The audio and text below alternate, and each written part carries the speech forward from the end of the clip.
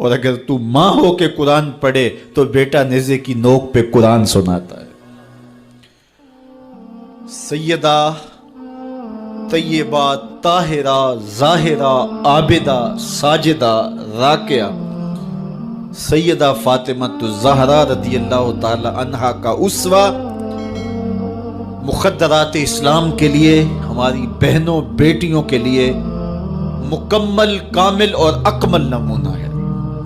میری مائیں بہنیں بیٹیاں بھی پردے میں بیٹھ کے سن رہی ہیں، اور جو یہاں موجود نہیں ہیں، آپ لوگوں کی وساطت سے یہ پیغام ان تک بھی پہنچے گا، تو میں گزارش کروں گا اس بے حیائی کے ماحول میں، جبکہ میڈیا بے لگام ہے، سوشل میڈیا قیامت ڈھا رہا ہے، آنکھوں سے حیا اڑ گئی ہے، سوچوں میں آوارگی آ گئی ہے، لباس سمٹ سمٹ کے بالکل واجبی سا رہ گیا ہے، اور حیا قصہ پارینہ بن گیا ہے۔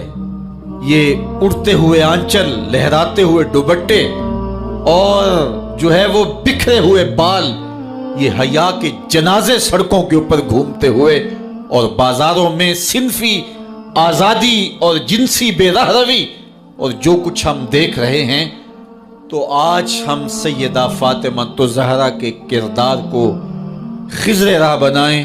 اقبال کہتا ہے مزرائے تسلیم را حاصل بطول، مادرا را اسوائے کامل بطول۔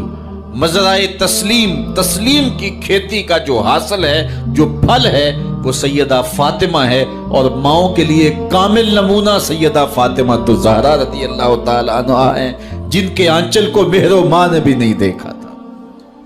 خادم کی شوہر کی خدمت بھی کرتی ہیں، بچوں کی تربیت بھی کرتی ہیں۔ آسیہ گردان و لب قرآن سرا، ادھر چکی بھی چل رہی ہے اور لبوں پر قرآن کے نغمے بھی جاری ہیں۔ آسیہ گردان چکی چلا رہی ہیں، واللب قرآن سرا، اور اقبال کہتا ہے لبوں پر قرآن کے نغمے جاری ہیں۔ جب لبوں پہ قرآن کے نغمے ہو اور آٹا پیسا جا رہا ہو، تو پھر وہ گندم اور وہ آٹا جب بچے کھائیں گے تو پھر حسین ابن علی کے کردار ہی پیدا ہوں گے۔ لیکن تھرکتی تصویریں اور نیم برہنہ شکلیں اور کانوں میں جو ہے وہ میوزک کی آوازیں، اور ماں اس ماحول میں بچے کو دودھ پلا رہی ہو، تو بچہ حسین ابن علی کا جان نشین تو نہیں بنے گا۔ کوئی اداکار تو بن سکتا ہے، کوئی گلوکار تو بن سکتا ہے، لیکن حسین ابن علی کا جان نشین نہیں بنے گا۔ تو ماؤں کو کامل اکمل نمونہ سیدہ فاطمہ الزہرا کا اختیار کرنا چاہیے، اس نمونے کو لے کے اپنی زندگی میں اتارنا چاہیے۔ آج ہم دلیلیں دیتے ہیں، میڈیا سے دلیلیں سنتے ہیں، اسلام تنگ نہیں ہے، تم نے اسلام کے دائرے کو تنگ کر دیا ہے۔ میں ایک ہی بات کہا کرتا ہوں، یہ دلیلیں دینے والے سوچیں کہ رسول خدا کی بیٹی کے پردے کا عالم کیا تھا۔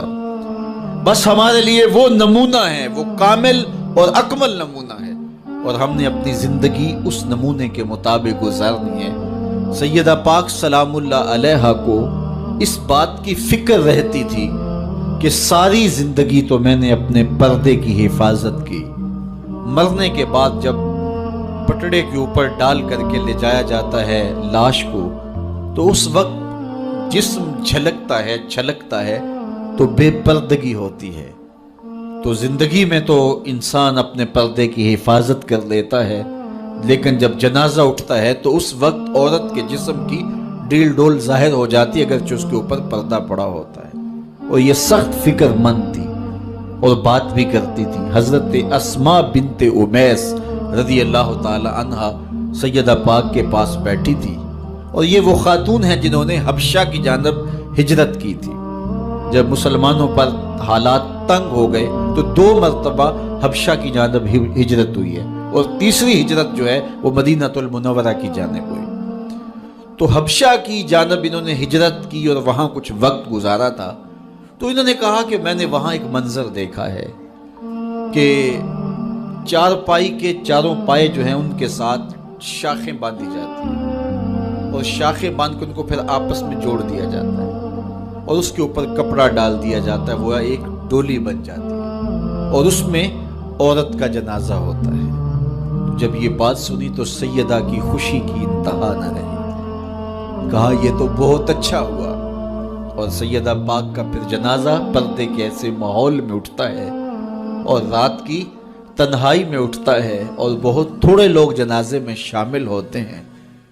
اور پھر سیدہ پاک سلام اللہ علیہا کے پردے کا عالم یہ ہے، اہل سیر نے لکھا ہے کل قیامت کے دن جب میدان حشر میں سیدہ تشریف لائیں گی تو 70,000 حوروں کے جلو میں ہوں گی، اور جب گزرے گی تو آواز آئے گی یا اہل الجمع غضوا ابصارکم لأن فاطمہ بنت محمد حتی تمر۔ اے نبیوں، رسولوں، پیغمبروں، اے صالحین، نیکوکاروں، اے حشر کے میدان میں جمع ہونے والے لوگوں، اپنی نظریں نیچی کر لو، محمد کی صاحبزادی گزر رہی ہے۔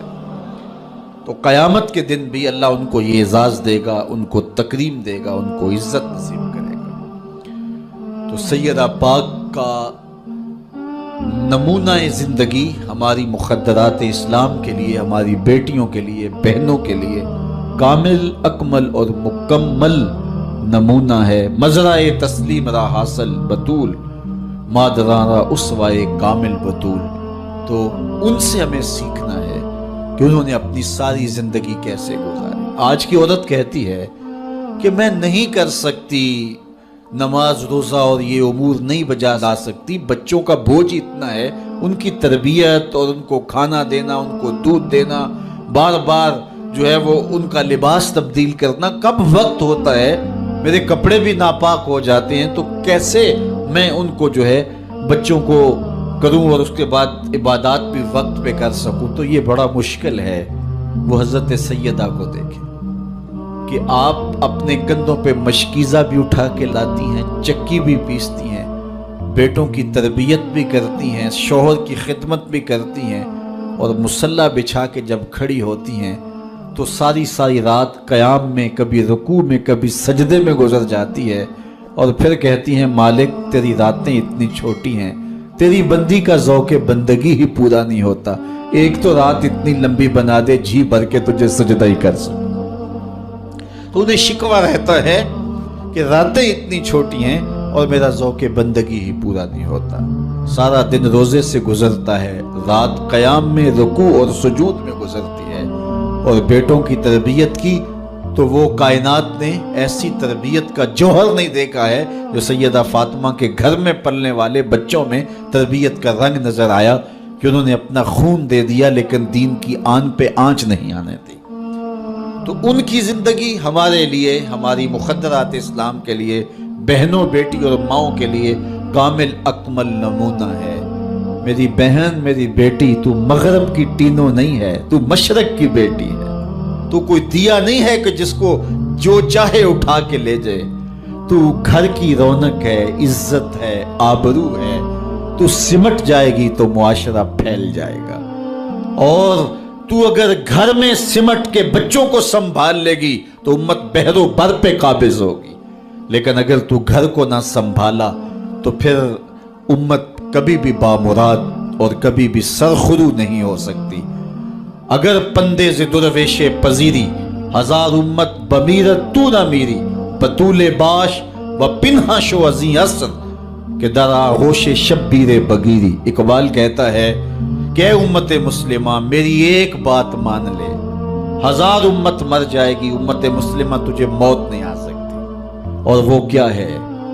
اللہ اکبر، بطول باش، قوم کی بہن سے، بیٹی سے، ماں سے مخاطب ہو کے اقبال بولتے ہیں بطول باش، بطول بن جا، وہ پنہا شو ازیں اثر، اور زمانے کی آنکھ سے پوشیدہ ہو جا، پھر در آغوش تو شبیر بگیری، پھر تیری آغوش میں بھی حسین ابن علی کے جانشین پرورش پائیں گے۔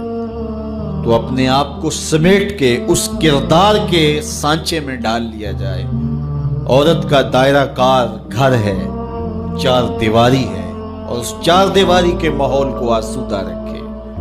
وہ باہر نکل کر کے جو ہے وہ گھر کی ذمہ داریوں سے دستبردار نہ ہو۔ یہ ذمہ داریاں مرد کی ہیں کہ وہ باہر نکلے اور ضروریات کو فراہم کرے۔ عورت کی ذمہ داری چار دیواری کی ہے، اس چار دیواری کو رونق بخشے اور تربیت پر نئی نسل کو بہتر بنانے کے لیے اپنی ساری صلاحیتیں صرف کر دے.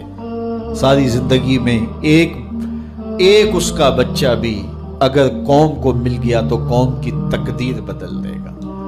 مائی راستی ہیں یا ام الخیر ہیں، انہوں نے ایک بچے کی تربیت کی.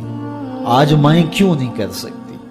بابا فرید کی ماں بیٹے کے مزاج کو سمجھتی ہیں کہ یہ شکر کو بہت پسند کرتا ہے تو شکر کی پڑیا مصلے کے نیچے رکھ دیتی ہے، اور بیٹا مصلہ اٹھاتا ہے تو نیچے شکر کی پڑیا ملتی ہے. روز ڈیوٹی دیتی ہیں، اور بیٹا شوق سے نماز پڑھتا ہے، بعض میں شکر کی پڑیا بھی ملے گی. ایک دن کہیں گئی تھی تو نماز کا وقت ہوا، ماں وہاں بے چین ہے اور وہیں مصلہ بچھا کے کہتی ہے مالک میری لاج رکھنا. آج بیٹا مصلہ اٹھائے اور اس کو شکر کی پڑیا نہیں ملے گی تو راز کھل جائے گا، تو بیٹا کہیں بدظن نہ ہو جائے. اس کا گمان یہ ہے کہ مالک اپنی کرم نوازیوں سے یہ پوری مجھے ڈائریکٹ دیتا ہے، درمیان میں کوئی نہیں ہے. اللہ اکبر. خیر ماں واپس پلٹی اور سب سے پہلے تجسس بھری نگاہ سے بیٹے کو دیکھ رہی تھی کہ بیٹا کوئی شکایت تو نہیں کرتا، لیکن فرید بیٹے کے لب پہ کوئی شکایت نہیں تھی. خیر ماں نے پوچھ لیا بیٹا نماز پڑھی تھی؟ کہا اماں نماز پڑھی تھی، لیکن آج جو شکر ملی ہے اس کا چس ہی کوئی اور تھا، اس کا ذائقہ ہی کوئی اور تھا. تو آنکھوں سے چھم چھم آنسو برسنے لگے. مالک تو نے میری لاج رکھ لی. تو پھر بتایا کہ بیٹے میں تو یوں ہی پڑیا رکھتی تھی، آج مالک نے جو ہے وہ میری لاج رکھی ہے اور تیرے مصلے کے نیچے پڑیا رکھ دی. پھر فرید بنا نا. تو پیچھے ماں کھڑی نظر آتی ہے، حضرت غوث اعظم رضی اللہ تعالی عنہ. اگر غوث اعظم ہے تو ان کے جبے میں 40 دینار ماں سی رہی تھی نا، اور ساتھ نصیحت کر رہی تھی کہ بیٹا جو بھی ہو جھوٹ نہیں بولنا ہے. پھر ڈاکوؤں کو بتا رہے ہیں کہ 40 درہم تو میرے پاس بھی ہے. تو ڈاکو کہتے ہیں عجیب کہانی ہے، بلا کو ڈاکوؤں کو بھی پیسے بتایا کرتا ہے. کہا میری ماں نے کہا تھا جھوٹ نہیں بولنا، جو بھی ہو جائے لیکن جھوٹ نہیں بولوں گا. اب ڈاکو شرمندہ ہو کے بولتے ہیں یہ ماں سے جھوٹ نہیں بولتا، ہم رب کا حکم نہیں مانتے. اور یہ پہلے لوگ تھے جو حضرت غوث اعظم کے ہاتھ پہ جو ہے وہ توبہ کرنے والے تھے. اللہ اکبر. قطب الدین بختیار کاکی جب درس گاہ میں جاتے ہیں، استاد پڑھاتا ہے الف لام میم ذالک الکتاب، پورا پارہ سنا دیتے ہیں. دوسرے پارے کا آغاز ہوتا ہے سیقول السفہاء من الناس، بچہ سارا پارہ سنا دیتا ہے. تیسرا پارہ، چوتھا پارہ، 14 پارے سنا دیے. کہا یہاں سے شروع کرو، سبحان الذی اسری بعبدہ. تو کہا بیٹا جس درس گاہ میں 14 پارے پڑھے تھے وہیں بقیہ قرآن بھی حفظ کر لیا ہوتا. کہا استاد جی میں کسی درس گاہ میں نہیں گیا، میری ماں 14 پاروں کی حافظہ تھی، اور صبح جب اٹھتی تھی تو قرآن بھی پڑھنے لگتی اور کام کاج بھی کرتی. تو بچپن سے ہی سن کے ماں کی آغوش سے یہ 14 پارے یاد ہو گئے. تو مائیں اگر ایسی ہوں تو بیٹے ایسے ہوتے ہیں. اس لیے ماں کے کردار کو روشن کرنا ہوگا، ماں کے کردار کو بہتر کرنا ہوگا، اور ماؤں کے لیے کامل اکمل نمونہ سیدہ پاک سلام اللہ علیہا کا نمونہ زندگی ہے. اور ان کی زندگی کے ایک پہلو سے روشنی لے کر کے، اجالا لے کر کے مخدرات اسلام کی زندگیوں میں چراغاں کیا جا سکتا ہے، اور ان کی زندگی سے ایک اچھی نسل تیار ہو سکتی ہے. کسی نے کہا تھا مجھے اچھی مائیں دے دو میں تمہیں اچھی نسل دوں گا. تو سیدہ پاک کا اسوہ ہمارے لیے یقیناً کامل اور اکمل نمونہ ہے. اللہ تعالیٰ ان کے نقوش پاک کی برکتیں اور ان کے وجود سے وابستہ رحمتیں ہماری ماؤں، بہنوں اور بیٹیوں کو نصیب فرمائے. اور آج کی اس مجلس میں ہم ان کی وساطت سے اللہ کی بارگاہ میں دعا کرتے ہیں، اے اللہ حیا سوز ماحول سے اس امت کو نجات عطا کر دے، اور اس امت کو پھر عظمت پارینہ و رفتہ عطا کر دے، اور قوم کی بیٹیوں کو اسوہ بطول پہ گامزن کر دے.